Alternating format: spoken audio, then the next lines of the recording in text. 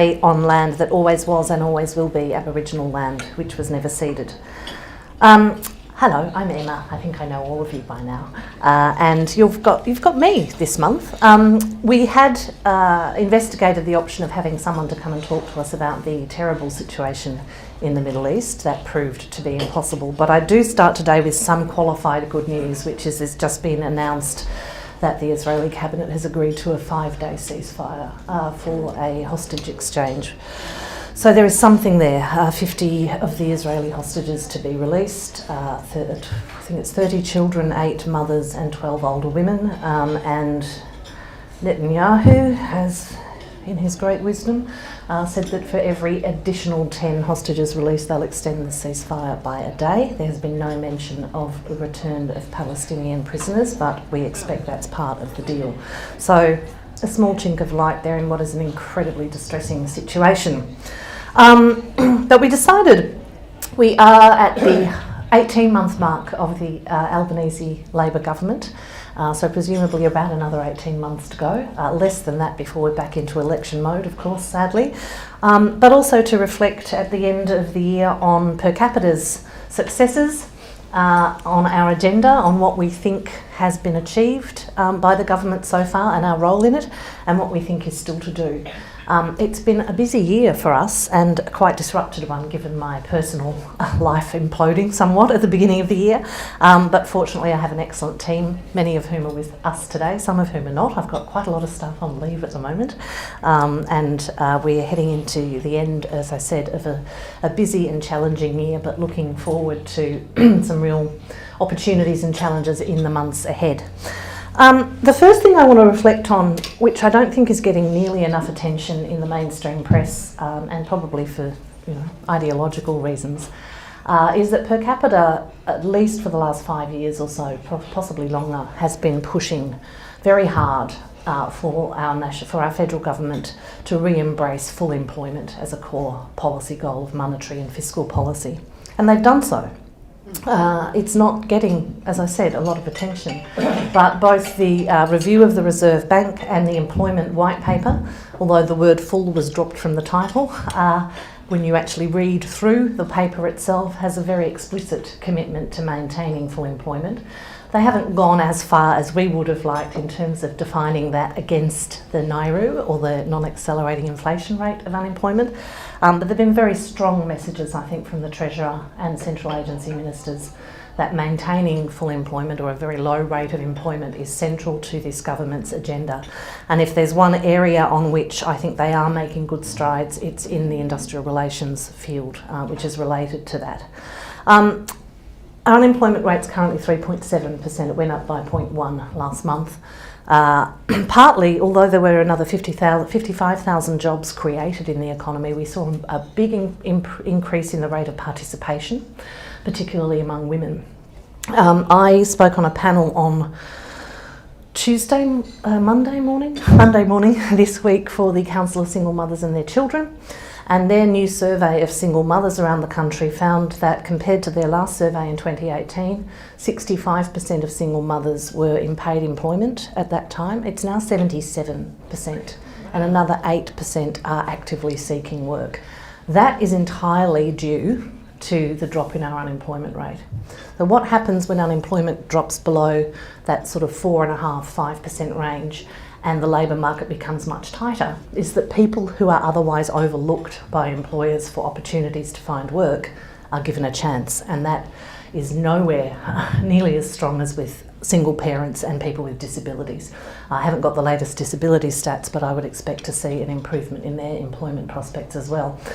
Of course, though, at the same time we have very strong messages from the Governor of the Reserve Bank that in order to control inflation, unemployment will need to rise to 4.5% again. And you can bet that the people that will miss out when that happens are those single parents that have managed to get back into the paid workforce, and those people with other barriers to employment.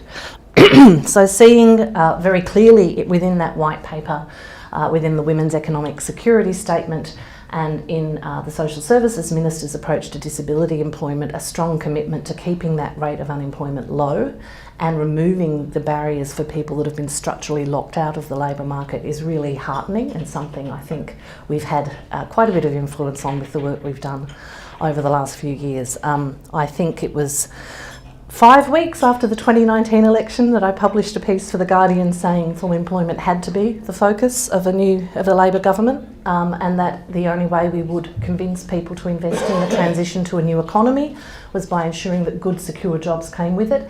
It was the lodestar at the centre of the book that Janet and I co-edited back in 2020.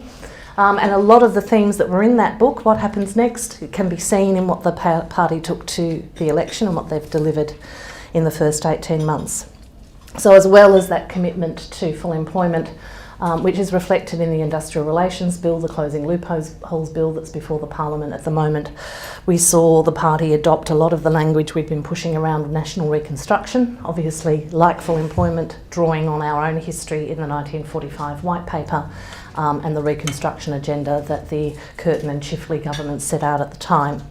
The investment in the Reconstruction Fund, the terminology around manufacturing, and not insignificantly Jim Chalmers' address to the Melbourne Institute and Australian newspapers policy forum in Melbourne a couple of weeks ago that really set out a very bold government agenda for industry policy and for re-embracing industry policy and for the role of government in shaping the economy. These are actually quite radical ideas in Australia over the last 30 years. They're things that have been poo-pooed for a long time. And that Social and Economic Outlook Conference is not a lefty love-in. It is co-sponsored by The Australian, but if you actually looked at the topics on the agenda, it was the care economy, it was reconstruction, it was full employment, it was investing in manufacturing. It read a little bit like a chapter list from our book, Janet, so I was quite chuffed with that. And I do urge you to have a look at Jim Chalmers' speech. He threads his wording very carefully so as not to scare the horses, but there's actually quite a bold agenda underneath a lot of that careful language. What else have they done that we think is good and that we would like to take some credit for? Obviously, success has many parents, but we like to think we've played a part. Significant rebuilding of the Australian public sector, public service in Canberra. A reduction of spending on outsourcing to consultants. Obviously, PricewaterhouseCoopers helped them immensely there by being shown to be pretty crook, which gave them a lot of cover for doing what I think we all knew they needed to do for a long time, which was reinvest in the expertise of the independent public service and away from those less independent interests in the consulting sector. So we think that's a good thing. The CPSU is certainly pretty happy. We're already seeing murmurings and anger in the Fin Review and the Australians saying that strong employment in the public sector is driving inflation. There's no actual evidence of that whatsoever. So it just shows you that things are happening that they don't like, which means they're probably good. Significant changes to early childhood education and care, something that again we pushed for a long time. One of the greatest productivity, if not the greatest productivity investment we can make is in the future of our people, and that starts with children. What the government has done here is obviously increase the rebate significantly, lift the caps on when people can access it, and there does remain an intention to move to a universal early childhood education and care system in future. And the institutions charged with looking at that are still in that middle of that work. Encouragingly, our friend recently of the Grattan Institute, Danielle Wood, is now the new chair of the Productivity Commission. And I'm thrilled about that because there's someone running the Productivity Commission that understands the non-market sector. Danielle has been a real champion of investment in early childhood education and care. And when we were on a panel together a couple of months ago and I was railing about the Productivity Commission report that claimed there'd been no productivity improvements in the early childhood sector for 20 years, completely ignoring the productivity benefits of investing in those kids and their lifelong outcomes and the productivity benefits of women being able to go back to work, pointed out that perhaps we're using the wrong tools to measure productivity in the care and services sector, to which Danielle said, "Hear, hear." She's now in charge of the ship, so I think we can expect a much better approach there and hopefully a good reception for our more bolshy ideas too. An increase in the minimum wage is not to be sniffed at, and certainly not the 15% increase that was granted to aged care workers, who are some of the most overlooked, underpaid and most important workers in our society. Those things would not have happened without a shift to a Labor government. And while wage growth still is woefully behind the cost of living, we did see for the first time last quarter real wage growth slightly ahead of inflation, 0.1%, but it's something, and it's the first time that's happened in 12 years since the GFC. So wages are moving, but we do have a persistent, sticky inflation problem that I will get to when I talk about things that are yet to be done. The Reconstruction Fund, as I mentioned earlier, came out of a lot of conversations that many of us in the Labor movement and the union movement and in the think tank world had had with the party in opposition. But if you actually look at where that's been focused on critical minerals, on value adding to exports and to mining products, there's a lot of thinking that's come out of per capita and out of the Centre for New Industry, and again from the book that I co-edited with Janet on that front. On international affairs, and I should probably defer to John Langmore here, but other than the very recent, very distressing developments in the Middle East, I think Australia has been fortunately playing an important and much improved role on the world stage lately. Penny Wong was very clear that her goal was to re-engage with our region, with our Pacific neighbours, and I think there's been demonstration that has been happening and has worked, and I think the re-engagement with China as an export partner as well has turned up dividends. It is typical that Labor comes to power not only in an economic crisis but in a time of global challenge and difficulty, but I think everyone is relieved that at least we have some grown-ups back in charge of our international relations. The care economy and women's economic security. The fact that we have a government that talks about it is a huge step in the right direction. The fact that we have a government that is committed and seems to be willing to accept the recommendations of Sam Mostyn's Women's Economic Equality Task Force, or WEET as it's now known, to report regularly on progress towards gender equality would seem to be, I think, a good thing. There are some gaps in that strategy, and again they're caused by budget and inflationary pressures, which I'll get to in a moment. But the recognition of those essential service workers, aged care workers, early childhood workers, managing and ensuring the disability scheme is sustainable and effective, I think is well overdue attention to some things that we know really underpin the foundations of a good society. And then of course there's the energy and electrification transformation. Certainly while many of Labor's climate goals remain inadequate, and its commitment to continuing to open new gas and coal operations is disappointing. We do, however, have, I think, the right focus when it comes to electrification of the energy grid, and to focusing on how we can support households to make that transition. But again, there's some work to be done there, which is what I'll get onto now. Areas where we still would like to see an impact. Housing. And I'll get Matt to join me in a moment and talk a little bit about what we are doing at our Centre for Equitable Housing. Certainly, while housing has been a very contested policy issue over the last 18 months or so, particularly between the left and the left, it is certainly true that we see a much better and bigger agenda and ambition towards housing from the federal government than we have for at least 30 years. So however much more investment we need in social housing, the fact that there's $3 billion on the table and a housing future fund in place is more than we've seen in that space since the 1980s. And the fact that the federal government's even back in the business of building and investing in housing is a very good thing. It's about now getting that right and getting that ambition right, and I'll get Matt to talk to you about that in a moment. Tax reform is always the third rail. And actually underpins everything else that we do. And I would argue this is the area in which the government's not showing enough courage and enough confidence, and arguably not responding to the reality of community sentiment on the ground. We were the very first organisation in Australia to come out against the stage 3 tax cuts when they were announced in 2017 by then Treasurer Scott Morrison. We had a media release out within 10 minutes saying this is the destruction of progressive taxation. and will permanently destroy our ability to pay for services that we all rely on. Every other progressive organisation in the country's caught up with us since, which is great, and there's now a lot of pressure on the government to look at those tax cuts.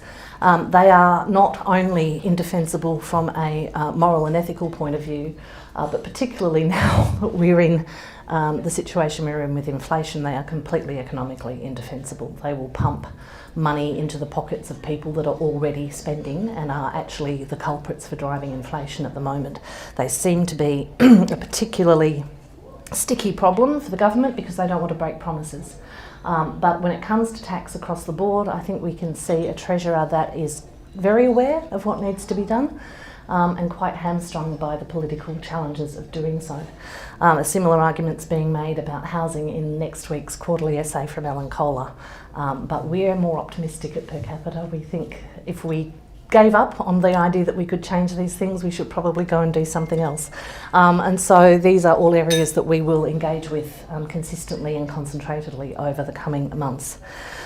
Similarly, our investment in foundational jobs, the lifting of wages for foundational economy workers, not just in the care sector, but across those important jobs, and seeing predictions today that we're likely to lose something like 4% of manufacturing jobs, a lot of blue-collar jobs, over the coming 5 years. There is a distinct and obvious and urgent role for government in ensuring that doesn't happen and in replacing those jobs with good, secure jobs in new industries. That's where the importance of that industry policy piece comes in. So what are we doing and how are we tackling this? Well, you'll have seen this year we've grown considerably despite some challenges on the home front. It's a little over 18 months now since we launched the Centre for New Industry with our former colleague Shirley Jackson, who's now at the University of Melbourne. But that centre continues, and we continue to do work in that space about industrial transformation, and particularly about ensuring that our industrial rights, work rights and industrial standards are carried through to the new economy, not just in case of ensuring that casual and gig work is given more security, but to ensure that new industries and the new forms of work that come with those post-carbon jobs carry the same industrial standards that we have fought so hard for over the last 100 years. That centre's also particularly involved in issues around education and training and skills investment. We've had quite a few successes there. I think the number of TAFE courses across the country that are now being provided free of charge are really encouraging. We're seeing suggestions for things like $40,000 scholarships for nursing students. We're working at the moment on a piece of work making the argument that social work students should have their placements paid. It's little known that 6 months or 1,000 hours is expected for many students in social work and health and social assistance of unpaid placements. We would not expect that of an apprentice carpenter or an apprentice plumber, but we do expect it of women in the caring professions. What it means is that we're getting less and less, fewer and fewer people able to do those courses, particularly from the backgrounds that have a lived experience of the issues they're trying to solve. We launched early this year the Centre for Equitable Housing, and I will get Matt up here in just a moment to talk to you about what we've been doing there. But that's very quickly established itself as a voice of authority in the housing debate, not only setting out the problems but providing real solutions that can actually work, as opposed to some of the more populist grandstanding we see on the right and left extremes when it comes to housing. It is, and we've been saying this for a long, long time now, going to be the fundamental economic equality issue that faces us. We have created a situation in which it is simply impossible to get into the housing market based on your own hard work without some form of inheritance. That goes against what everyone likes to think Australia stands for. But at the same time, there's a lot of attention on a rental crisis, and certainly we're seeing significant spikes in rents between tenancies right across the market. But our own research really revealed something that we knew intuitively, which is the real crisis is amongst low-income renters, and it's been there for 30 years and it's now acute. And while in the short term improving rates of Commonwealth rent assistance is very welcome, What we really need to see is a massive expansion of social housing, public housing in particular, and a re-entry of the government as a real non-market player in that space. And I'll get Matt up in one moment to talk more about the real focus of the centre on the National Housing and Homelessness Plan and what we want to advocate for there. But two things I will flag with you. On the 5th of November, we are launching the Centre of the Public Square at Per Capita. That's in partnership with Essential Media, Peter Lewis and Jordan Gower, who were with the Centre for Responsible Technology at the Australia Institute, are coming across to us, and we're going to expand that remit, so we're not just talking about platforms, we're talking about how do we rebuild a public square that is within the ownership and control of the people and not of big tech executives and big tech companies. So that launches in the evening of Tuesday the 5th of December at Trades Hall Council. It will also serve as our end of year thank you to all of you, so I do hope you can come along. We'll be recording the Burning Platforms podcast as part of that event, and just have a few drinks to celebrate what's been a big year and our agenda for the year ahead. And I'll also flag that that same day at lunchtime we will be hosting a webinar with Alan Kohler on his new quarterly essay on housing. We've got a lot to do. There's a lot that needs to be done to ensure, I think, that we get a second and a third term Labor government federally. Like my friend Janet, I'm increasingly pessimistic that that will be a majority Labor government next time around. But I think it still absolutely can be if we can encourage some more bold prescriptions on some of these key issues that are driving a lot of people to independence and Greens, particularly around the public square issues, truth in politics, international this morning. This intergenerational crisis has been a long time brewing, but like all crises, they happen gradually and then suddenly. And we're now at a tipping point where we see a real divide between the generations. But what will emerge from that, of course, is two-class society, because a lot of those younger people that are currently feeling the pain will inherit a significant amount of money and a lot of the others won't. And that really undoes a lot of the gains of the post-war era here in Australia. I'm going to ask Matt to join me now, because one of the big things that we have been focused on, we've had some real success, and I want to congratulate and thank Matt and Lucy, who's not here, and Margaret and others that have worked in the Centre for Equitable Housing. It has gone from 0 to 100 very quickly this year and has made a really big impact on policy decisions at both state and federal level, particularly around rental reforms, around the social housing agenda, but has also really connected with experts in the field and with the public. And our big focus at the moment is on a better national framework. So Matt, over to you. Thank you.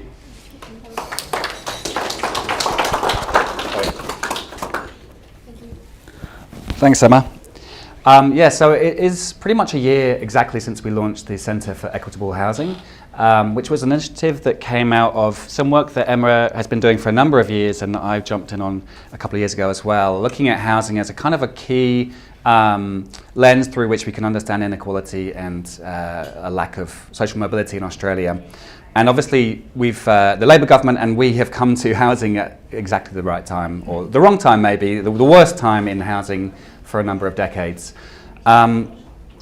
We first conducted a national survey on people's attitudes and experiences of housing in late December last year, and we found a very marked decline in affordability, people's faith in the housing system, and actually a very broad belief in policy reform as being necessary and politically acceptable, which is something that we're really pushing the federal government on at the moment. For example, we found that for swing voters swinging away from Labor, 8 out of 10 of them put housing in the top of their list for their reasons for choosing a party at the next election. For the Libs, it's 9 out of 10. So clearly there's a huge electoral importance for the government to get this right and to be a little more bold. So I'll just talk a little bit about what the government has been doing in housing so far since they took government 18 months ago. The big thing, of course, is the Housing Australia Future Fund, a $10 billion future fund in which the proceeds are spent on social and affordable housing, estimated to be a minimum of $500 million a year. The enormous political fight that engendered hasn't been welcomed by the housing community and the homelessness community. It was seen to be a bit of political grandstanding on the side of the Greens. Ultimately, there was the leveraging of an extra few $1 billion into housing from that fight, which is a good thing. Now, the Housing Australia Future Fund, is it enough? Clearly not. We know that housing is a very expensive policy area for the government to be engaged in, and we need to see a large amount more commitment and funding than that. But it's a good start, and it's something that is protected into future governments so that the proceeds will always flow through to social and affordable housing, regardless of which government is in, or which party is in power. Other than that, we've seen the 15% increase to Commonwealth rent assistance. I believe ACOS's preferred increase was 40%, so we're not seeing the increase at a scale at which would be appropriate to the costs for renters. Clearly, this is happening at a point at which rents are accelerating faster than at any point for a number of decades. We're also seeing mortgage stress at one of its highest rates in history by some metrics. So we clearly have a lot of problems. Again, CRA alone, it can't fix the problem. We know that the supply of affordable housing for low-income renters is very, very tight. Competition is extraordinary. And if a real estate agent gets offered an application from a single mother with 4 kids and a dog and a single bloke who has got a job, they're going to choose the single bloke. We know that's a problem, and we know that the market can't fix that problem. And that's where we need to see greater government engagement in building, managing, and maintaining our public housing stock. Outside of those initiatives, we've also seen government establish new institutional frameworks for engagement between states and the federal government. So we've had the National Housing Finance and Investment Corporation remit increased. We've seen Homes Australia established as the new peak body for housing in the federal government. So we have in place some new institutional arrangements that should help improve, or could help improve, the situation for housing policy, informed decision making between states and federal government, but we do need to see that translated into action. And the big issue there for us is in the new National Housing and Homelessness Plan, which is the federal government's 10-year plan on how they intend to engage on housing for the next decade. This is a really cornerstone document, one that in the past under the Commonwealth State Housing Agreements was critical in setting out Australia's housing policy to ensure that everybody could, or as many people as possible could access an affordable, appropriate, stable, secure home. Now what we're seeing in the federal government at the moment is an ambition, a written and spoken ambition towards setting a new framework for housing policy that will go some way to addressing this huge intergenerational problem that we've set up for ourselves in housing. However, the current policy plan and the consultation process is not there at all. So we do need to see a far more ambitious commitment from the federal government on this, in terms of establishing a document that has a mission to house all Australians and to end homelessness, for example, and then the follow-on policies and critically funding arrangements that flow on from that. So that's a big part of our work over the coming 6 to 12 months, will be to organise and lobby and advocate for a far more ambitious housing plan for the government. Other than that, as Emma said, we've been working on a number of areas. We've seen some wins. We've had some good engagement with the Victorian state government on areas like short-term rentals, seeing some of our policy suggestions enacted into legislation, and also improving renters' rights as well. So while there are many more areas in the rental space we want to see improvements on, we have seen some goals reached there. So as a research centre in its first year of action, we're really pleased with where we've got to, but we hope to see far more action and engagement with the federal government here on. Thank you.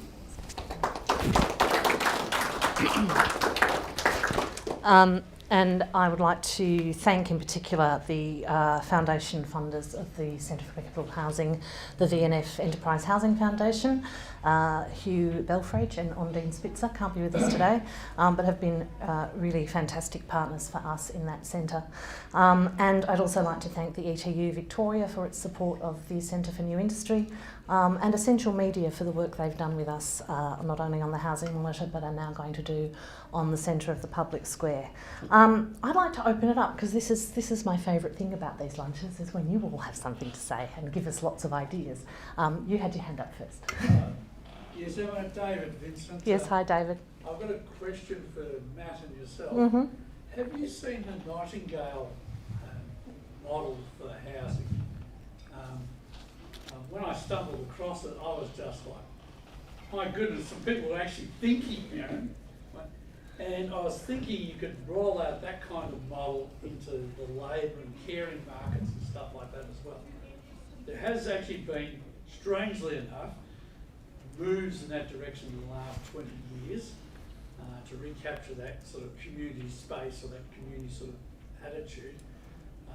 The Nightingale model is basically, I came across somebody who'd be an excellent candidate in my role as a Justice of the Peace recently. Somebody had been diagnosed with early stage dementia. She had a house. The house is obviously getting run down because she's been struggling with her health for some time, and her friends had finally got around to getting the power of attorney and everything else finalised, etc., etc. So that's how I met them. And but she doesn't need the money because she inherited the house.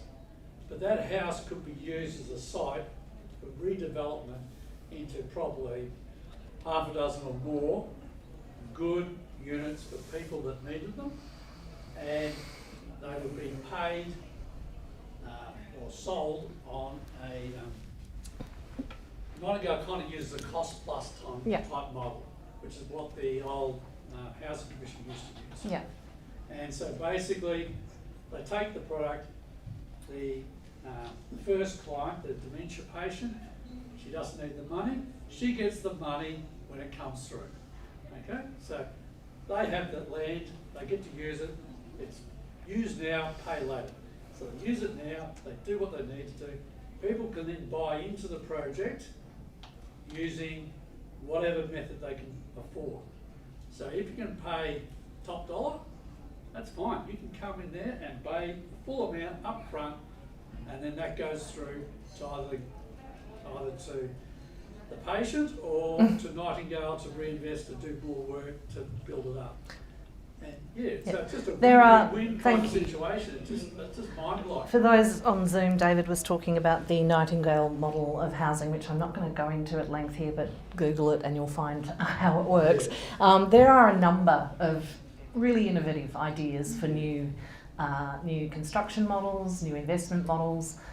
There's the Wink cooperative out past Castlemaine that's doing a cooperative village for older single women. The Nightingale model's a different one again. We're looking in depth at build-to-rent opportunities in Australia. So far that's operating really only at the very high end of the market. We think there are opportunities for build-to-rent at the lower end. There are super funds looking at building build-to-rent and build-to-buy at a discount market rate to essential workers. And so, these are all things that the Housing Centre will look at. One of the challenges is our financial system doesn't support a lot of this more innovative investment. So, for example, the older women seeking to build a cooperative village can't access mortgages. If you're a woman over 50, you can't access any financial products in this country on your own, frankly, as I found out recently. But that is the challenge. There are developers looking at good models, there are community groups looking at good models, but it's all happening independently of one another. There's not that coordinating piece to say, well, if we're going to do this, we're going to need to reform some of our macro-prudential regulations around who we can lend to and when. That's where we see the centre playing a really important role, is coordinating a lot of these different ideas so that we stop coming at the problem from 15 different directions and not talking to each other. So certainly something the centre will look at, David. Thank you. And I'm going to repeat your questions for those on Zoom, so if we can keep them reasonably pithy so I can get a handle on them and repeat them so people can hear them, that would be great. Given the reasonable worry that the next election might focus around immigration Yes. and so on, and housing and the connection between immigration and housing and our very high immigration numbers, that just seems to me the fight's already started there. So how will you answer that? It's a challenge because all you can do is answer that. So the question was about the already occurring fear-mongering around our immigration numbers, and that is what's driving the rental crisis. And you're right, that narrative is out there, and we have an opposition that's all too happy to exploit it. It is a challenge because what you can counter that narrative with is facts. But the facts often don't cut through. But it is something we're mindful of in the centre, that we have had a significant level net migration of about 450,000 across the country this year. That's about 30% higher than was anticipated. That's really rebuilding from the drop during COVID. And I think the critical argument that we will always make is immigration over time has always been a net good for our economy. If we're going to address the shortfall in the production and supply of housing, we're going to need workers that can build them, and most of those now are coming in from overseas. I don't know if you've done any renovations lately, but if you've managed to do one without an Irishman, I would be very surprised. So the argument, we will counter that argument with facts where we can. We will always stand up and say there may be some short-term pressures on the rental market that have been created by immigration in the short term, but over time we actually need these people to help us stabilise the market. It's always an easy argument to make, and I think we can see through what happened through the referendum, what's happened over the incredibly irresponsible rhetoric about the Middle East, that we have an opposition leader that has no interest in the facts or in truth, less even than some of his predecessors, and is absolutely willing to exploit that fear. And so we will continue to produce the evidence that shows why those arguments are wrong, and also to point out that the arguments actually don't match up, because if you look at where immigrants are settling, it's not where the peak demand is for those rental properties and not where the properties have been built. There's a lot of returning migrants are students. Are they going back into that student accommodation, or are they going out into the regions? Why aren't we building in those outer suburbs? Why don't we have that infrastructure in place?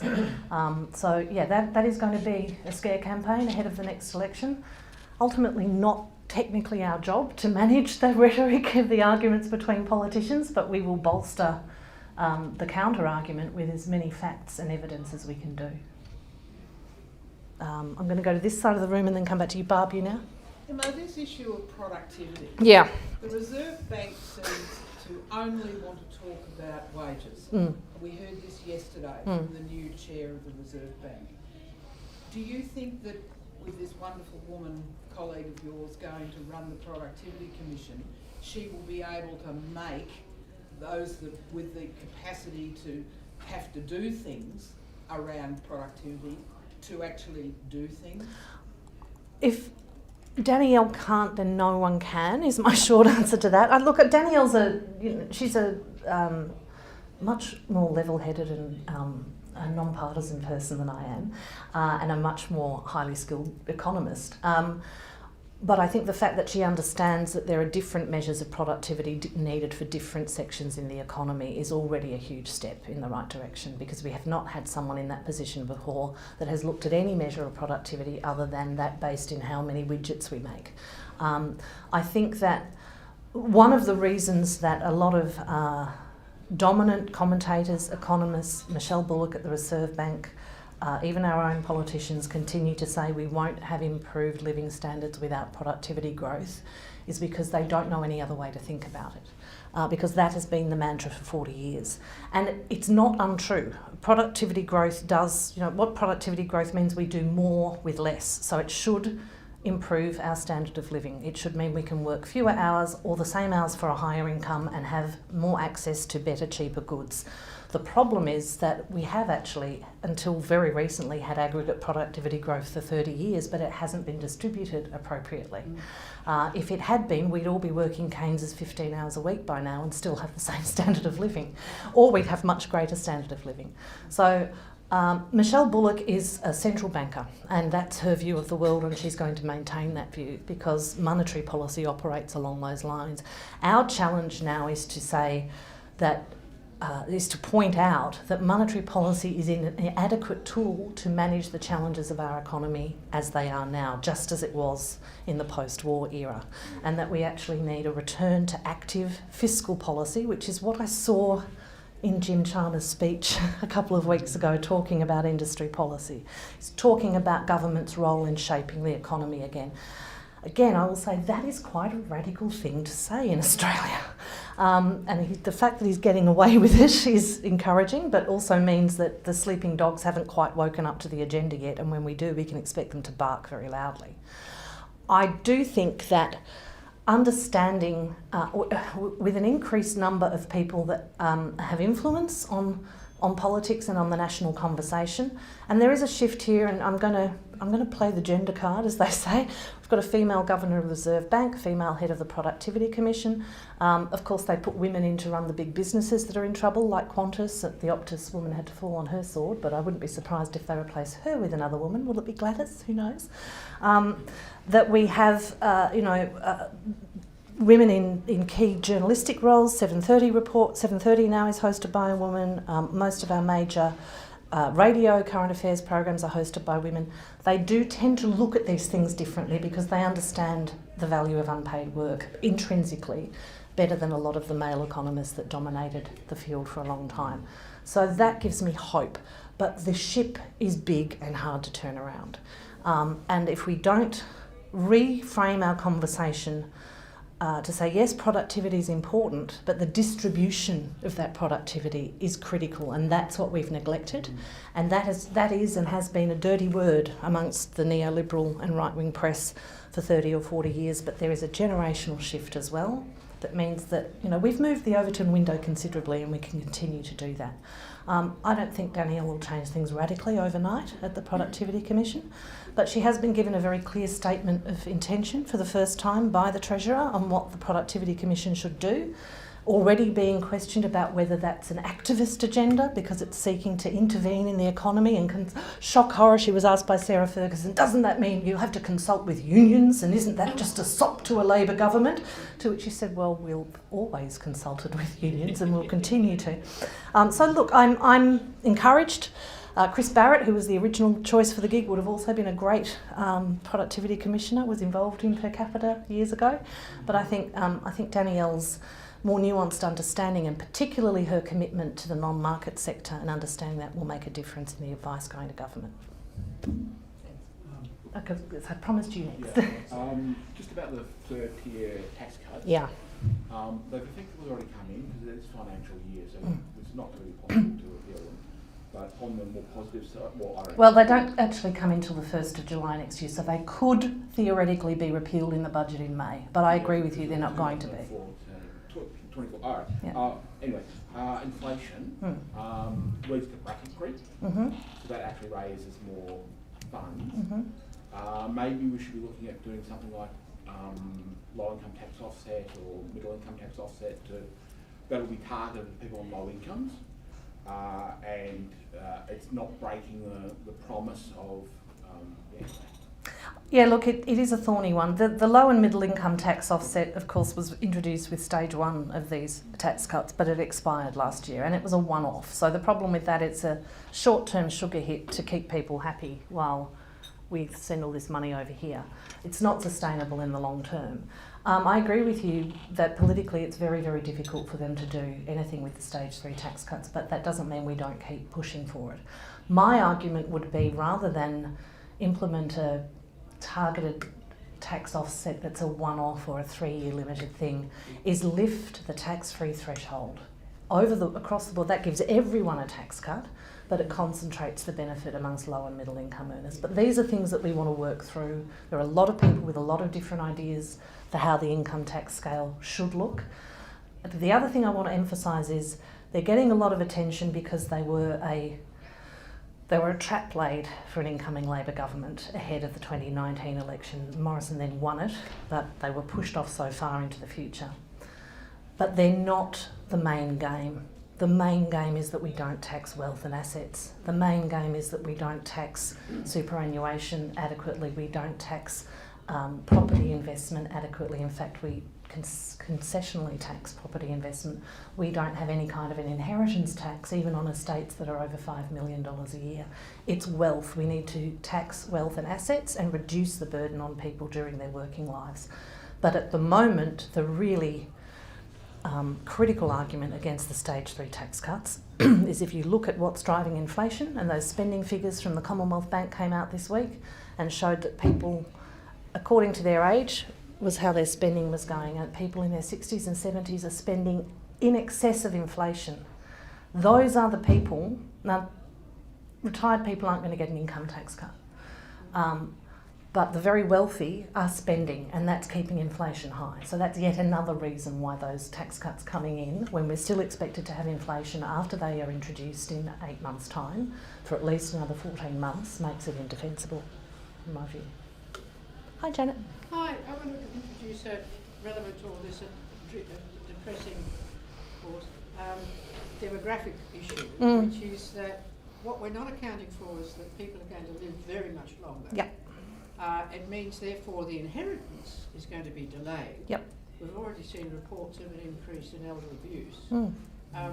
One of the problems one thing we could think about is ways in which families can, within them, make arrangements to transfer property to younger members or be cohabiting. I mean, it's quite normal in the rest of the world for you to live with your children when you're old. Yes. And in fact, it used to be in our culture that the youngest daughter always looked after mother because the oldest daughter had to bring up all the other children. Can we be thinking more about ways in which we can facilitate the transfer of property to younger members of a family without them paying excessive penalties in terms of sales duty, stamp duty, and heritage gains? Because one of the things is we're wasting housing space on people living in large homes on their own or 2 people. But it's very difficult to be doing those sorts of arrangements. Now, it's about time we learnt from the rest of the world. It's quite normal to look after your parents in their old age. Yes. It saves a lot in aged care. Yes. It's better for families. It's good for children. Let's be rational. I mean, it's extraordinary, this passion we have to live on our own. And we're all lonely. It's terrible. And so this is what's mad, and it's the terrible waste of housing space. I think it's an excellent point, and one of the things that we'll look at... Just for a second. Sure, David, quickly. The English government has had a stamp duty trade-off scheme for decades. So if you've got, say, a farming property spread over 3 campuses, you can co-locate your farm into the one farm, make one campus by offsetting. And so you're swapping land and you don't pay any... There are actually arrangements like that in Australia, but only for farming families. These things are not unachievable, and one of the things that the centre will do, I mean, we're looking at inclusionary zoning, at planning regulations, limits on the construction of appropriate homes, and one of those challenges is exactly that. People are not moving out of the family home because they want to stay in the community. There's no other appropriate housing for them. So we've seen some, I think, developments that are positive. The abolition of planning permits for granny flats here in Victoria is a good thing. You still need a building permit, so it's not an open slather, but the planning permit challenge. The federal government has moved to allow siblings, for example, to apply for the assisted buying scheme, so it doesn't just have to be a married couple anymore, opening that up to family groups, but recognising that intergenerational living is not just a practical solution to the lack of land, but also has huge benefits socially, I think needs to be a big part of the conversation. Yeah. And huge economic implications Yep. as well. So there's an estimated $3.5 trillion that will be transferred from people over 60 to their families between now and 2050, which is the same size as the entire superannuation system. Yeah. So managing that transition equitably and efficiently is really critical. I mean, for the baby boomers, I mean, we're the generation that's grown up entirely in the antibiotic era. Yeah. We're also the ones that had all the vaccinations. Yeah. The chances of a huge number living to 100 is very, very big. And there comes a point that the children don't inherit till they're in their 60s. Yes. By which time they're retired. and they've got children who can't get housing. And this is all interconnected too with the status of our superannuation system. That money is sitting there. People are too afraid to spend it or to pass it on. Why? Because they're terrified that the care won't be there for them in their 90s and they're going to need to spend a lot of money on residential aged care.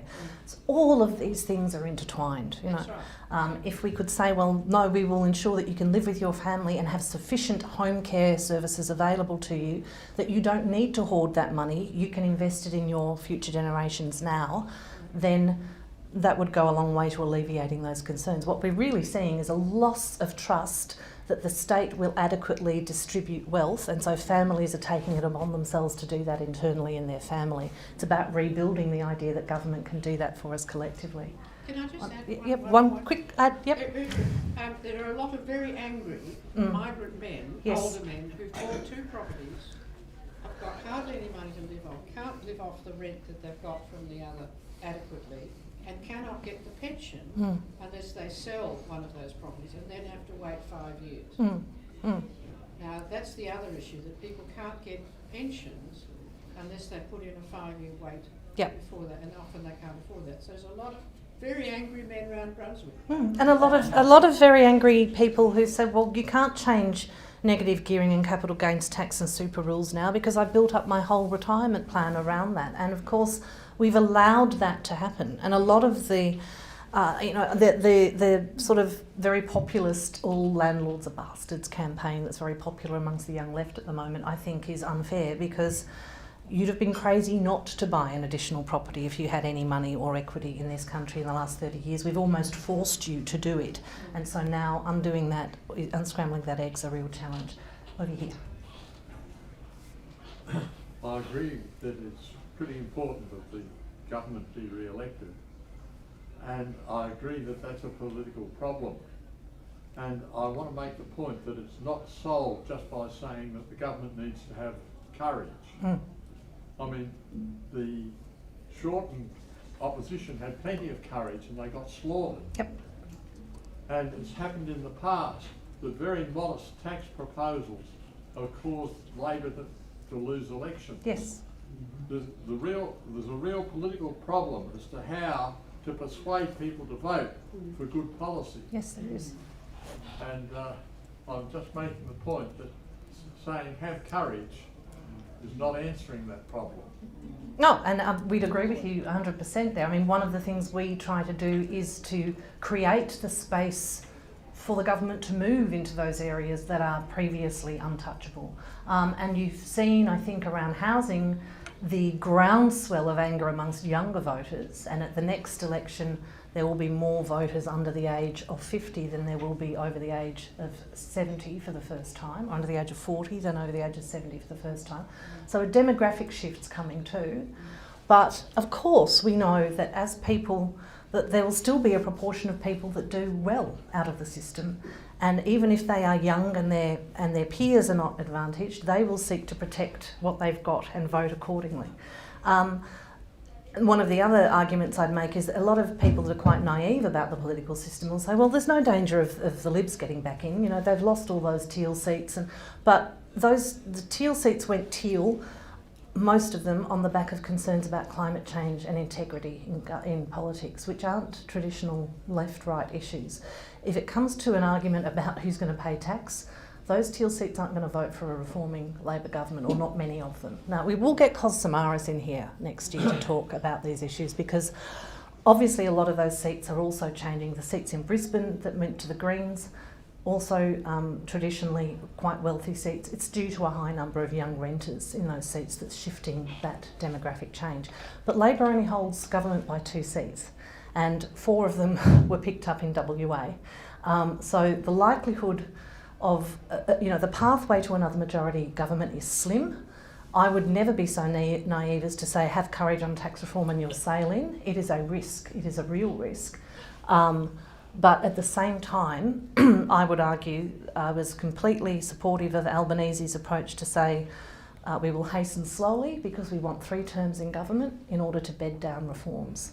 At some point you have to introduce the reforms to have time to bed them down, is all I would say.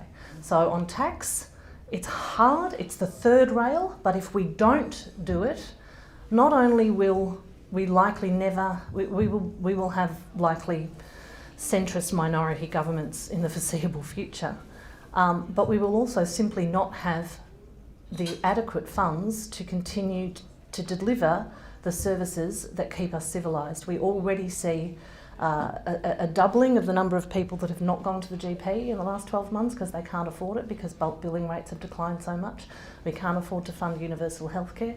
We can't afford to fund infrastructure anymore. We don't have enough teachers. We don't have enough nurses. And all of this is directly related to our ability to pay for it. But I agree with you, the task is to educate the electorate, and that's why we spend so much of our time doing that. It is, and the Prime Minister and the Treasurer and Penny Wong and other leaders have got a problem in finding a way of doing it. And I think people in this room, people like us, in the Labor Party, the Fabians and so on, have got to appreciate that there is a real political problem on always has how, yes. And if you look at, you know, a lot of people saying on social media and so on, well, if Labor goes into minority government next time, that's not so bad. They can rule with the support of the Teals. I worked in the last Labor minority government. We got a hell of a lot of stuff done, but we lost very, very badly after that minority government, and everything we got done was undone. Partly because the then country independents, Tony Windsor, Rob Oakeshott, were blamed by their seats for supporting a progressive Labor government, and they got turfed out next time around. I think the independents are very aware that that may happen to them as well. So everything got undone. These are, well, not everything, but a lot of the really good stuff did. Anyway, sadly, it's 2 o'clock. That's happened quickly. Thank you all. We do hope to see you, if you can make it, on the 5th to the launch of the Centre of the Public Square, and for a little celebratory end-of-year drink with all of us at 6 o'clock at Trades Hall. We won't keep you late. There won't be really loud music. It will be very civilised. Please come along.